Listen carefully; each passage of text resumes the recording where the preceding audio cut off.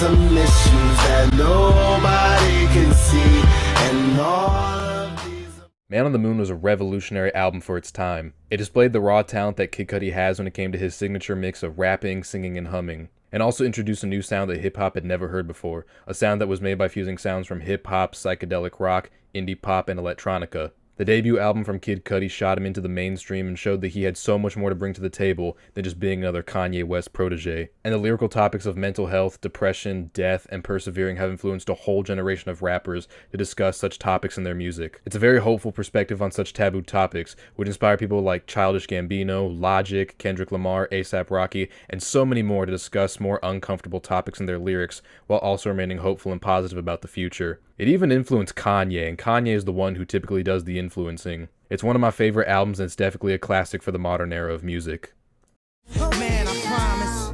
She's so self-conscious. She has no idea what she's doing in college.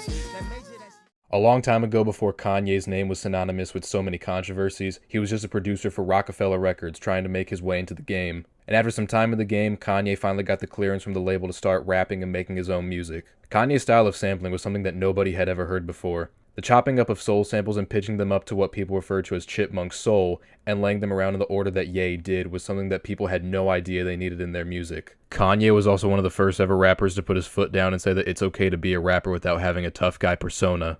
All of that combined with the witty lyrics about subjects like college, the corruption of the education system, working so hard for very little return, racism, etc., is what solidified Kanye and his debut album as being a classic that would influence countless artists in so many different genres. And that was just the beginning of a very impressive and influential music career. This to me is Kanye at his most relatable state, and that's why College Dropout is my favorite album of his, even though his catalog has remained incredibly impressive over the years. Bitch, I'ma kill you. You don't wanna fuck with me. Girls need you ain't nothing but a slut to me. Bitch, I'ma kill you. You ain't got the balls to beef. The Marshall Mathers LP is an interesting album to discuss. This is my personal favorite album from Eminem, as it has a concept that follows through really well, and the music on it is also fantastic. Although I'd be lying to you if I said that this album is the easiest thing to listen to. That's the only thing about the album that holds it back a little bit for me. It's a very abrasive sound that you have to be in a specific mood for, but whenever I'm in the mood, oh man, this album is an excellent listen. Everything from the great beat selection to M's creative and witty bars to the aggressive cadences and flows, and the deep subject matter when it's there makes for a stellar Eminem album. The skits on it can be a bit much, and it's not exactly an album that you can just put on and vibe to, and the things M raps about while in character is definitely an acquired taste for some, but that doesn't change the fact that this is still a fantastic album from the rap god himself. I rap for listeners, blunt heads, fly ladies, and prisoners, Hennessy holders, and old school niggas, then I'll be dissing them. There's probably not much I can say about Illmatic that hasn't already been said. All I can say is that Illmatic is a lyrical masterpiece from one of the greatest lyricists to ever do it. I will admit I do have to be in the right mood to listen to Illmatic, as it is a very dense album lyrically, but it's still an essential rap classic with so many classic songs. Everything from the production to Nas's pen game and lyrical themes make Illmatic an album worth listening to, and essential for all rap fans. Now everybody serenade the new faith of Kendrick Lamar. This is King Kendrick Lamar. King Kendrick and Good Kid, Mad City has only been around for a little over a decade, but it's so loved and respected that I think it's safe to call it a classic. The sophomore LP from Mr. Kendrick Lamar is what helped shoot him into the mainstream and what solidified him as one of the best musicians working today. This is one of my most replayed albums ever because it's just that great. The production is so well done and many of the instrumentals still snap pretty hard. The overall sound of the album is aged very well. Kendrick's pen game is written with complexity but is still easy enough to follow along to. The storytelling of Kendrick's experiences with crime and gang violence while growing up in Compton is pretty top notch. And Kendrick's flows, vocal performances, and hooks are all really strong as well. I don't think I have much else to say about this modern classic. I've been through a whole lot, trial, tribulation, but I know God. Satan wanna put me in a bow tie. Pray that the holy water.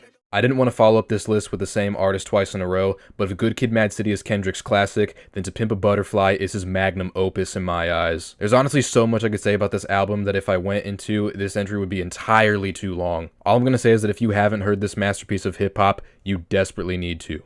I will admit that I do have to be in the right mood to listen to this album from front to back, and I don't play it as much as Good Kid, Mad City, but it's still my favorite Kendrick Lamar album nonetheless, and I still enjoy listening to the individual songs on To Pimp a Butterfly when I feel like it.